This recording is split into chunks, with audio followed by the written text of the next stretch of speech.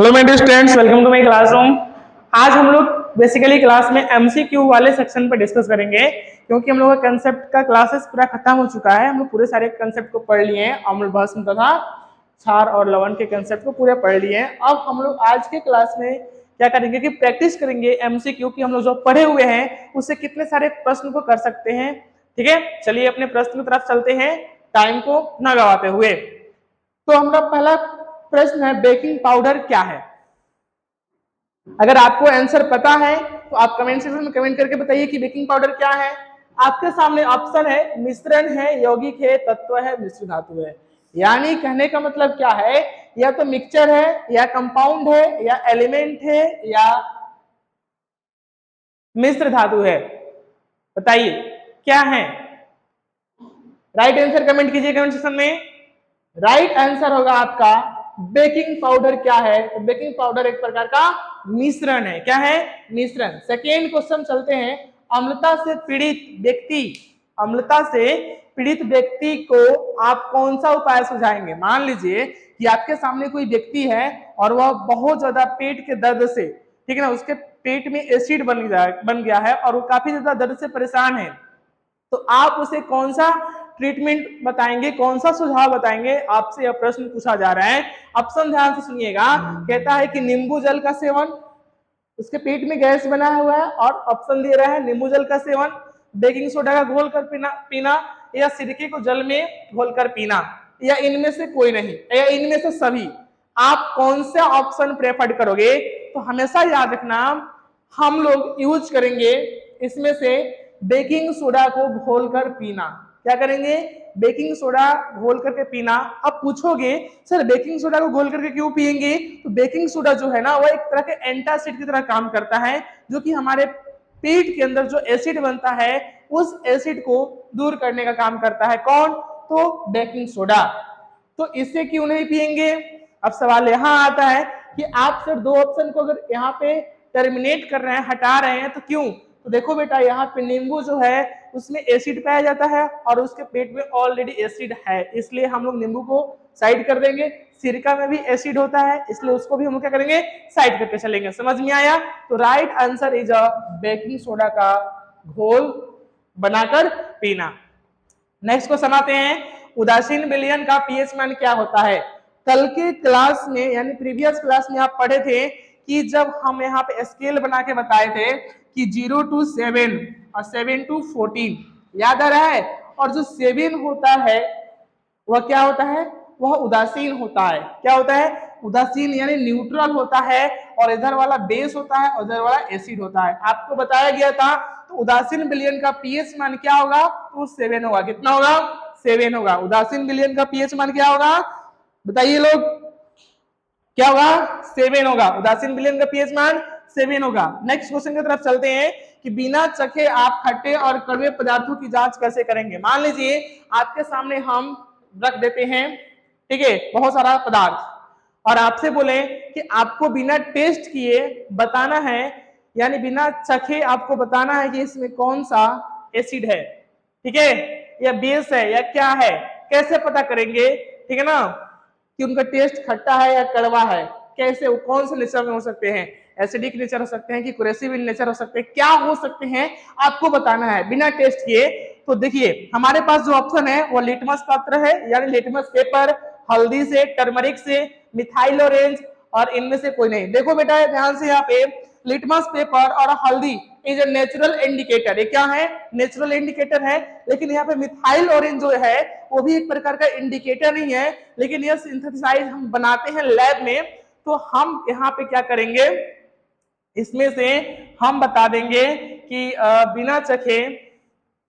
बिना चखे हम लोग जो करेंगे, सॉरी, इनमें से यहाँ पे होगा इनमें से सभी, मैं लिख दिया हूं इनमें से कोई नहीं, इनमें से सभी। तो देखो क्या होगा कि लिटमस पत्र से भी हम बता सकते हैं टेस्ट करके, हल्दी से भी बता सकते हैं, और मिथाइल ऑरेंज से भी, यानी ऑल ऑप्शंस आर करेक्ट। क्या होंगे?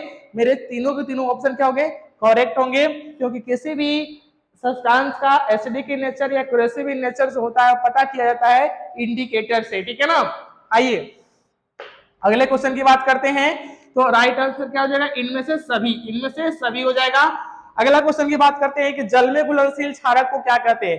तो जल में घुलनशील, क्वेश्चन में ही आंसर है, आप जरा ध्यान से पढ़ो।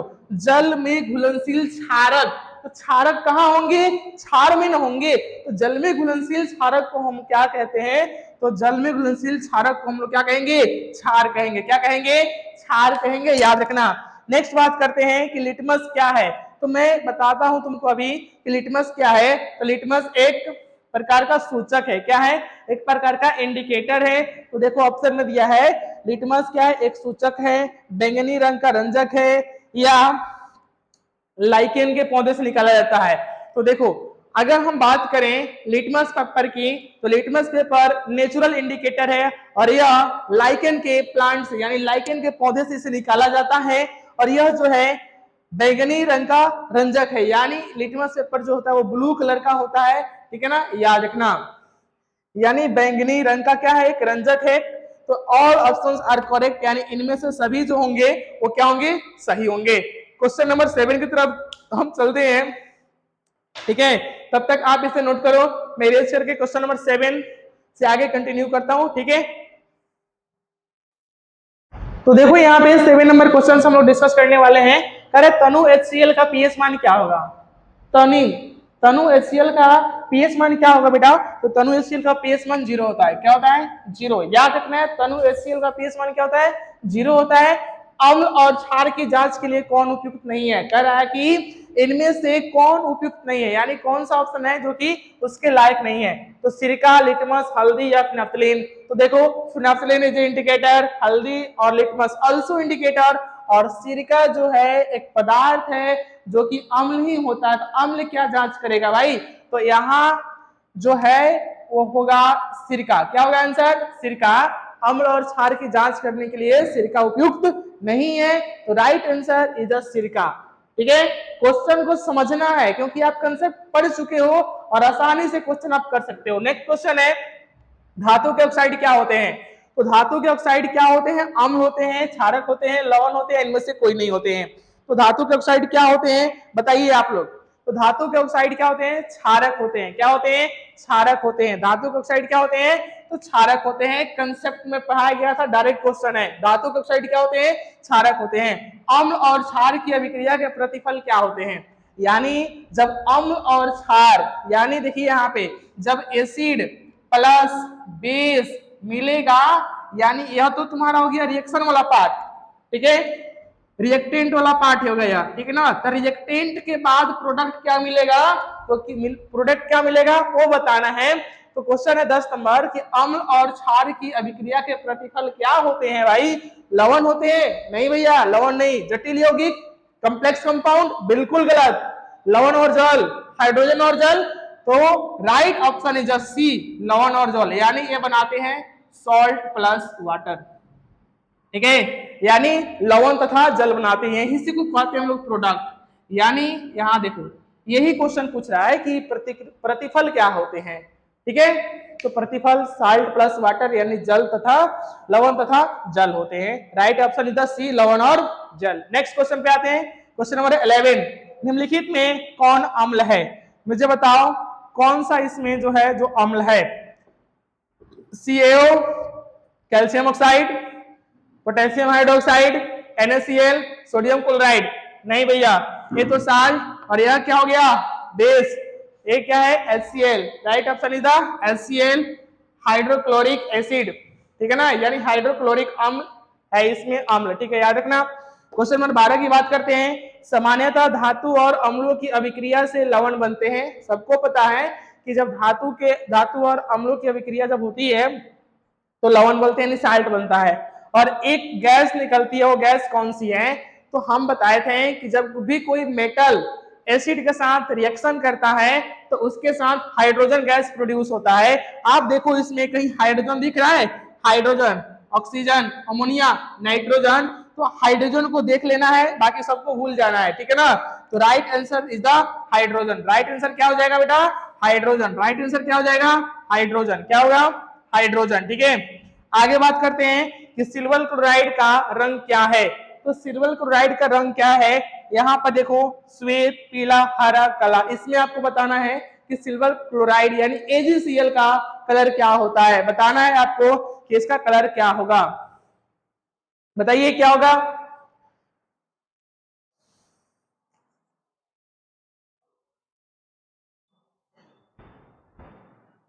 पता है? अगर पता है तो कमेंट कीजिए और बताइए। देखिए सिल्वर क्लोराइड का कलर जो होता है वो व्हाइट होता है, श्वेत होता है जब प्रेसिपिटेट के फॉर्म में मिलता है। जब AgNO3 के साथ जब NaCl को हम लोग जब रिएक्शन कराते हैं, ध्यान समझिएगा, जब AgNO3 सिल्वर नाइट्रेट को जब हम लोग रिएक्शन कराते हैं, ठीक है, NaCl के साथ, तो हमें AgCl यानी सिल्वर क्लोराइड व्हाइट प्रेसिपिटेट के फॉर्म में हमें मिलता है। ठीक है, तो आप याद रखिएगा सिल्वर क्लोराइड का जो कलर होता है वो श्वेत होता है, और आप इसे नोट डाउन फास्ट कीजिए। हम लोग मिलते हैं फिर अभी क्वेश्चन नंबर 14 के साथ। ठीक है, इसे करके नोट करो और हम लोग मिलते हैं क्वेश्चन नंबर 40 के साथ। ठीक है, ओके। चलो देखो यहाँ क्वेश्चन नंबर 14 से हम लोग बात करते हैं। क्वेश्चन नंबर 14 से डिस्कस करते हैं, निम्नलिखित में से कौन सी धातु अम्ल और क्षार दोनों के साथ अभिक्रिया कर हाइड्रोजन गैस मुक्त करेगी। आपके सामने ऑप्शन दिया है, धातु दिए हुए हैं और कौन सी धातु इसमें रिएक्शन करके हाइड्रोजन गैस मुक्त करेगी। आपके साथ सबसे पहले Fe दिया गया है, आयरन, फिर उसके बाद सोडियम, फिर एल्युमिनियम और उसके बाद दिया गया है आपको कैल्शियम। बताइए इसमें कौन सी होगी। तो right answer is the aluminium. ठीक है, इनमें से कौन सबसे अधिक अम्लीय है। ठीक है, पूछ रहा है कि इन में से सबसे ज्यादा कौन अम्लीय है। पीएच वैल्यू दिया हुआ है और आप यहां से कंसीडर कर सकते हैं कि अम्लीय कौन है, जिसका pH value 5, pH value 8, pH value 10, pH value 1। तो पीएच वैल्यू 1 वाले ज्यादा सबसे क्या है, अम्लीय है। ठीक है, नेक्स्ट क्वेश्चन आते हैं, बात करते हैं। सही कथन को चुनना है यानी राइट स्टेटमेंट को चूज करना है। इस ऑप्शन में से राइट स्टेटमेंट को चूज करना है कि राइट आंसर कौन होगा। तो आप पहले ऑप्शन पढ़िएगा और राइट स्टेटमेंट वाला आंसर तभी सही होगा जब आप क्या करोगे, कंसेप्ट पढ़ोगे। कंसेप्ट यदि नहीं पढ़े रहते हो तो आपका स्टेटमेंट वाला आंसर कभी सही नहीं हो सकता है, हमेशा रॉन्ग ही होगा। तो ध्यान देना यहाँ पे, जैसे कि हम बात करते हैं, कहा गया, जैसे सही कथन को चुने तो धातु के कार्बोनेट अम्ल के साथ अभिक्रिया कर SO2 मुक्त करते हैं। बेटा यह बिल्कुल गलत है, पहला ऑप्शन बिल्कुल गलत। दूसरा ऑप्शन की बात करते हैं, धातु का कार्बोनेट और हाइड्रोजन कार्बोनेट अम्ल से अभिक्रिया करके CO2 मुक्त करते हैं, ए सही है। ठीक है, ए वाला ऑप्शन सही है। अगला ऑप्शन डिस्कस करते हैं, धातु के ऑक्साइड अम्ल से अभिक्रिया कर लवण और CO2 बनाते हैं। नहीं नहीं नहीं, ये गलत है। धातु के ऑक्साइड जल से अभिक्रिया कर CO2 मुक्त करते, नहीं, ये भी गलत है। यानी 3 ऑप्शन गलत। राइट आंसर क्या होगा, बी, यानी धातु के कार्बोनेट और हाइड्रोजन कार्बोनेट अम्ल से अभिक्रिया करके CO2 गैस मुक्त करते हैं। ठीक है, चलिए आगे बात करते हैं। क्वेश्चन नंबर 17, निम्नलिखित में से कौन लवण है। तो आपके सामने ऑप्शन दिया हुआ है HCl, NaCl, NOH, KOH। देखो बेटा, HCl तुम्हारा एसिड है, NaCl तुम्हारा सॉल्ट है। क्या है, NaCl। NaOH की बात करते हैं, सोडियम हाइड्रोक्साइड तो यह बेस है, और पोटेशियम हाइड्रोक्साइड वो भी क्या है, बेस है, यानी क्षार है, ये भी क्षार है। यह तुम्हारा लवण है और यह तुम्हारा अम्ल है। ठीक है, तो right answer is the B, NaCl। Okay, question number 18 की बात करते हैं। सूक्ष्म नीले लिटमस पत्र पर शुष्क HCl गैस प्रवाहित करने पर लिटमस पत्र के रंग में क्या परिवर्तन होता है। यानी कह रहा है यदि हम लिटमस पेपर के ऊपर, ठीक है ना, ड्राई HCl डालें, यानी ड्राई लिटमस पेपर के ऊपर यदि हम ड्राई HCl को रिलीज करते हैं तो उसके कलर में क्या क्या चेंजेस आते हैं, सवाल यह पूछ रहा है। तो देखिए, लाल हो जाता है, अपरिवर्तित होता है, नीला हो जाता है, गुलाबी हो जाता है। देखो भाई, ड्राई अगर HCl डालोगे तो कोई चेंजेस नहीं आएगा, यानी अपरिवर्तित रहेगा। क्या रहेगा, अपरिवर्तित होता है। यानी ड्राई HCl जब हम लोग लिटमस पेपर के ऊपर रिलीज करते हैं, लिटमस पत्र पर डालते हैं, तो उसमें किसी भी प्रकार का चेंजिंग नहीं होता। इस चीज का खास ध्यान रखना, यानी राइट आंसर इज अपरिवर्तित होता है। अगला क्वेश्चन बात करते हैं, सल्फ्यूरिक अम्ल का अणुसूत्र क्या होता है, मोलिकुलर फॉर्मूला क्या होता है, अणुसूत्र क्या होता है, मॉलिक्यूलर फॉर्मूला क्या होता है। तो मॉलिक्यूलर फॉर्मूला बेटा आपका होता है H2SO4। और देखो इसमें H2SO4 का है, option B is the right answer, यानी H2SO4 is the molecular formula of the sulphuric अम्ल। ठीक है, आप इसे नोट करो। क्वेश्चन नंबर 20 के साथ हम लोग आते हैं।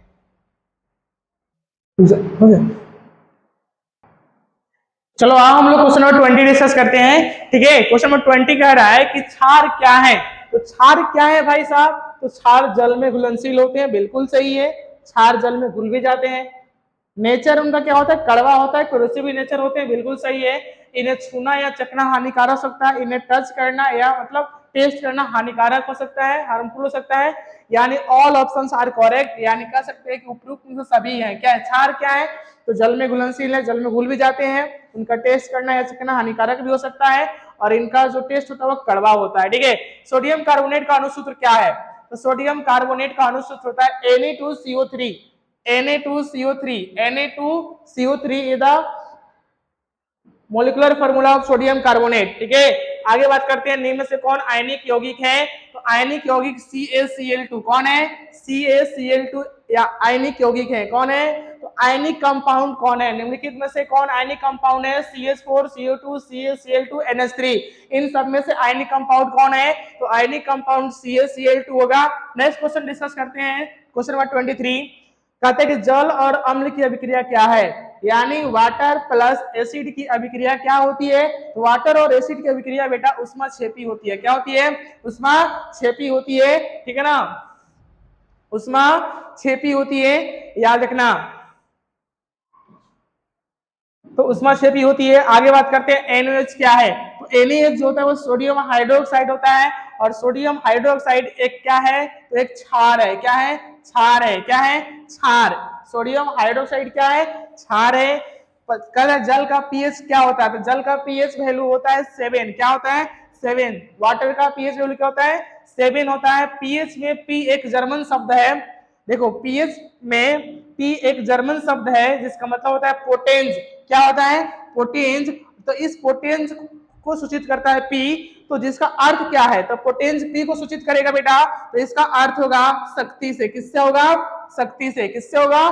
शक्ति से। याद रखना, यानी पीएच वैल्यू जब हम निकालते हैं तो यहाँ पे हम लोग लिखते हैं ना पीएच बराबर माइनस लॉग, लिखते हैं, लिखते हैं कि नहीं लिखते हैं? मैं प्रीवियस क्लास में आपको बताया था पीएच वैल्यू निकालने का फॉर्मूला कि पीएच बराबर माइनस लॉग एच। बताया था कि नहीं बताया था? बताइए। तो ये जो बताया था मैं H प्लस ए निकालने का फॉर्मूला था पीएच वैल्यू। अब यहाँ ध्यान से देखिए, तो पीएच वैल्यू पी एक जर्मन शब्द है जिसका मीनिंग होता है पोटेंज। या किस चीज को सूचित करता है? तो यह शक्ति को सूचित करता है। अगला क्वेश्चन 20 नंबर 7 की बात करते हैं। तो कहता है कि फेरस सल्फेट क्रिस्टल का रंग क्या होता है। तो फेरस सल्फेट क्रिस्टल का रंग क्या होता है, यानी फेरस सल्फेट क्रिस्टल का रंग बेटा हरा होगा। क्या होगा? हरा होगा। क्या होगा? हरा होगा। फेरस सल्फेट क्रिस्टल का रंग क्या होता है? तो फेरस सल्फेट क्रिस्टल का रंग हरा होता है। क्या होता है? हरा होता है। आप लोग इसे नोट कर लेना। ठीक है, हम लोग क्वेश्चन नंबर 28 भी डिस्कस करेंगे। हम लोग का टारगेट है कम से कम 30-35 क्वेश्चन पर डे हम लोग क्लियर करें। ठीक है, ताकि तब हम लोग जाके बोर्ड में अच्छा कर सकते हैं। ठीक है, तो अभी हम 27 नंबर क्वेश्चन पे हैं। हम नेक्स्ट क्वेश्चन पे आते हैं, फिर स्टेटमेंट वाले क्वेश्चन लेकर वहां हम लोग डिस्कस करेंगे। ठीक है, आप लोग इसे नोट डाउन कर ले, स्क्रीनशॉट ले लो। ठीक है, अच्छे से। चलो देखते हैं क्वेश्चन। हम लोग सही कथन को चुनना है। ठीक है, अम्ल को जल में मिलाकर तनु बनाते हैं या जल को अम्ल मिलाकर तनु बनाते हैं। ठीक है, बताना है कि क्या होता है। या दोनों ऑप्शन सही है, ए और दो दोनों सही है, दोनों गलत है। तो इसमें जो आंसर सही होगा देखना, अम्ल को जल में मिलाकर हम लोग तनु बनाते हैं, यानी जो इसका आंसर होगा क्या होगा? पहला आंसर विल बी राइट। ठीक है, आ जाओ। किसी बिलियन का पीएच मान 7 से यदि ज्यादा है, किसी भी बिलियन का पीएच मान क्या 7 से ज्यादा है, तो उसकी प्रकृति क्या होगी? तो याद रखना ए वाला स्केल 0 7 14। 7 से ज्यादा है तो बेस। क्या हो जाएगा? बेस यानी क्षार। 7 से कम है तो क्या हो जाएगा? अम्ल। ठीक है, और 7 है तो उदासीन। ये चार्ट हमेशा दिमाग में याद रखना। ठीक है, तो इसका क्या हो जाएगा? प्रकृति क्षारीय हो जाएगी, यानी 7 से ज्यादा है तो क्या हो जाएगा? क्षारीय होगा। ठीक है, 1 बिलियन नीले लिटमस को लाल करता है। 1 बिलियन नीले लिटमस को क्या कर देता है? लाल कर देता है। तो पीएच निम्नांकित से क्या होगा? तो देखो, नीले से क्या करता है? लाल करता है, यानी ब्लू लिटमस पेपर को क्या कर रहा है? रेड कर रहा है। तो याद रखना, तो उसकी जो पीएच वैल्यू होगी वह 6 होगी। कितनी होगी? 6। पूछोगे सर 6 क्यों, 8 क्यों नहीं हो सकता है? तो देखो बेटा, एसिडिक नेचर का जो भी विलयन होता है वो ब्लू लिटमस को क्या करता है, यानी नीले लिटमस को क्या करता है, लाल कर देता है। तो अब बताओ 7 से कम क्या होता है, एसिडिक इन नेचर होता है, तो उसकी पीएच वैल्यू कितनी होगी, 6। कॉमन सेंस लगा के क्वेश्चन को बनाना है। अगला है अम्ल वर्षा के जल का पीएच मान क्या होता है। तो आपके मैं कंसेप्ट वाले क्लास में भी लिखवाया था कि अम्ल वर्षा यानी एसिड रेन का पीएच वैल्यू कितना होता है। तो 7 तो होगा नहीं क्योंकि 7 तो वाटर का होता है, 7 से ज्यादा होगा नहीं क्योंकि बेस है, और क्योंकि हम लोग अम्ल वर्षा की बात कर रहे हैं 5.6 से भी ज्यादा नहीं होता है, तो 5.6 से क्या होता है, कम होता है। 5.6 से क्या होता है, कम होता है। आई बात करते हैं चींटी। चींटी के डंक में कौन सा एसिड होता है, तो चींटी के डंक जो होता है उसमें कौन सा एसिड होता है, बात करते हैं। जो चींटी काटती है और काटने के बाद हम लोग को स्किन पे स्वेलिंग हो जाता है, तो कौन से एसिड के कारण मतलब स्वेलिंग हो जाता है उसको हम डिस्कस करेंगे। तो फॉर्मिक अम्ल यानी फॉर्मिक एसिड। तो याद रखिएगा चींटी के डंक में फॉर्मिक एसिड पाया जाता है। कौन सा एसिड पाया जाता है, फॉर्मिक एसिड। ठीक है, आगे बात करते हैं एक्वारेजिया मिश्रण में, एक्वारेजिया सोल्यूशन में या मिश्रण में HCl एवं HNO3 का अनुपात क्या होता है। जब हम लोग एक्वारेजिया सॉल्यूशन तैयार करते हैं, मिश्रण तैयार करते हैं, तो हाइड्रोक्लोरिक एसिड और HNO3 का अनुपात क्या होता है, तो इसका अनुपात होता है 1:3। क्या होता है, 1:3। कितना होता है, 1:3।